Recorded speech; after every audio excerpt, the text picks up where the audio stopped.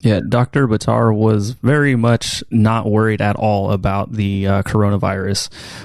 Are you concerned about it? Like, are you doing anything to prevent contracting it or anything like that? You know, you're just like nailing these. This is like precision strike inquiries. And funnily and interestingly, I think the guy who's maintained a very consistent perspective on this is Bill Maher. I don't know if you ever watched Real Time with Bill Maher, but he consistently advocates for two things for his audience, but more generally, he makes the point that one of the challenges to healthcare in this country, and you take away the challenges with insurance, you take away the challenges with Medicare, is he says, look, individuals need to do three things for themselves. Immaterial of whether they're insured or not, immaterial of whether they're going to a hospital or healthcare system that provides good medicine. They need to sleep, they need to eat well, and they need to exercise. And, that I think resonates very well with the four of us. Why? We're like, manic about these three things. Am I recovering? Am I getting restful sleep? Is my nutrition on point? And what am I doing to enhance my performance, right? Those things are manifestly part of our everyday lives, right? We talk about them and we participate in those things ad nauseum. But it can't be overstated the effects that those three things have on, most importantly, longevity, how long we're gonna live, but secondarily on immune function.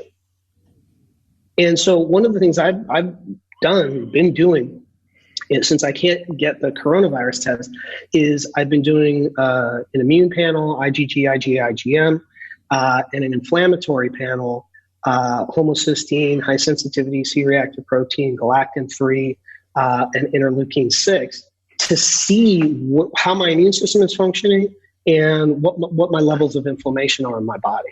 So I've been running those about once a month. And the great news is, you can do that a la carte at Quest Diagnostics. It's relatively cheap, and that gives you an oblique view into what your immune system performance is.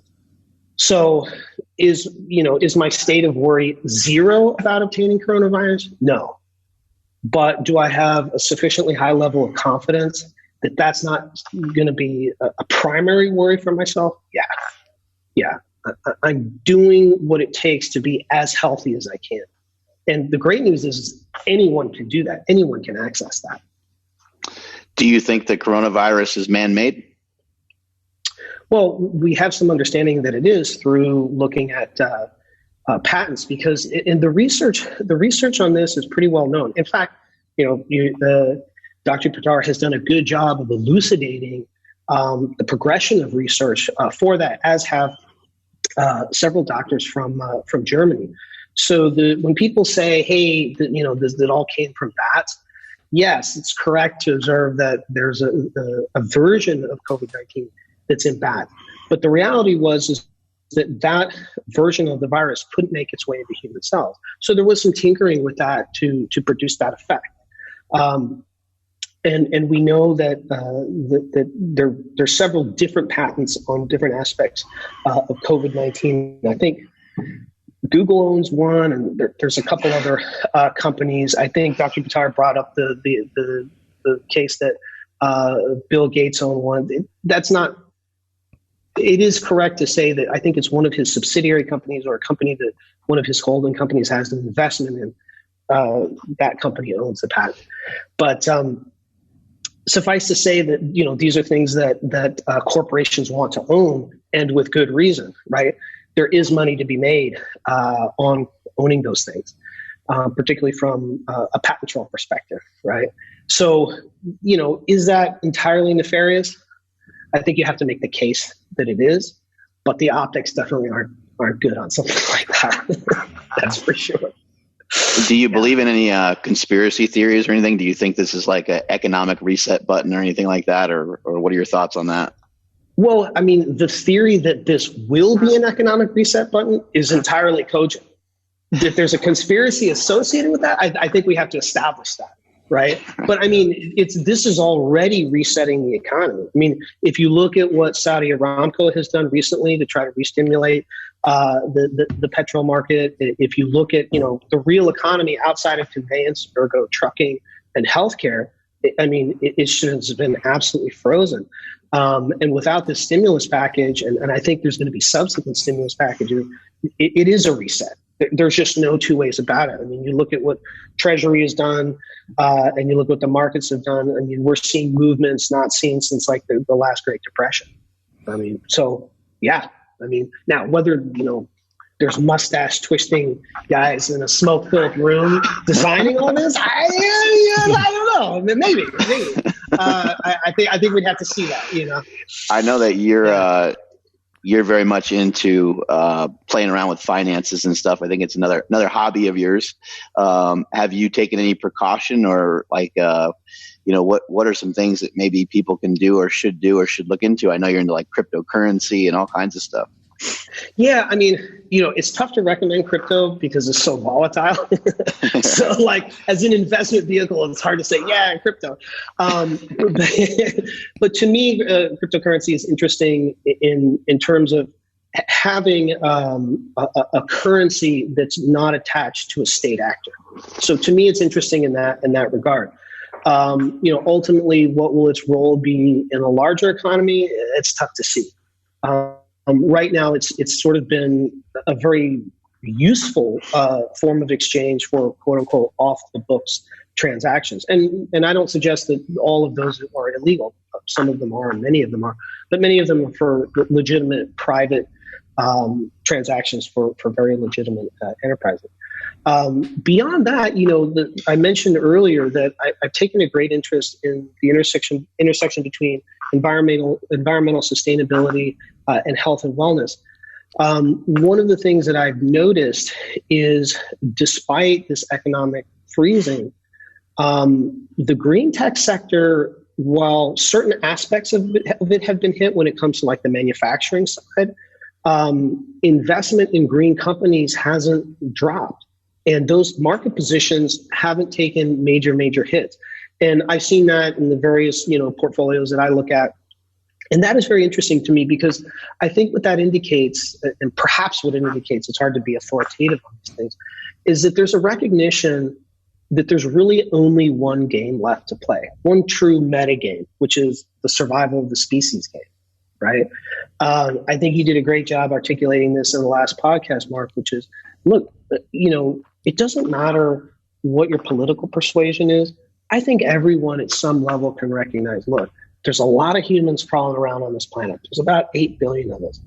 We generate a lot of trash. We burn a lot of stuff. We build a lot of things. That's having an impact which may not be reversible unless we really and truly do something about it.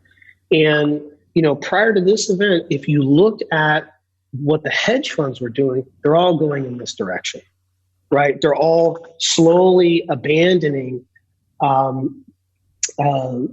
legacy fuels, that essentially the petrol carbon industry, and moving towards green tech. Why? That's where the jobs are. That's where the growth is, and that's where the innovation is, right?